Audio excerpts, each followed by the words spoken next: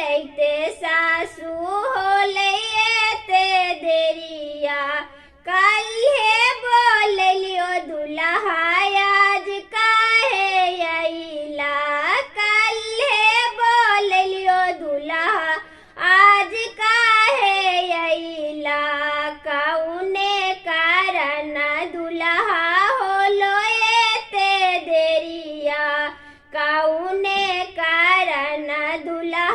होलो एते देरिया आबैते बेरिया सासू चाची को होले लड़िकावा डगारी न बोलैते सासू होले एते देरिया डगारी न बोलैते सासू होले एते देरिया मम्मी तोर गोरे दुल्हा पापा तोर गोरे जी तो काहे सामर दुल्हा लगला दुगार जी तो काहे सामर दुल्हा लगला दुगार जी मम्मी गे गेले सासू ढोलियावा के पास जी ओई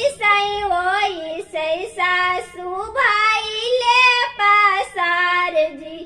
ओई सई सासू भाई ले पसार जी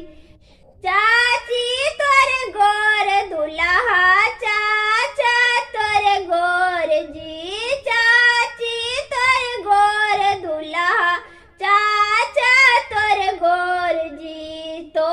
काहे सामर दुल्हा लगला दुगार जी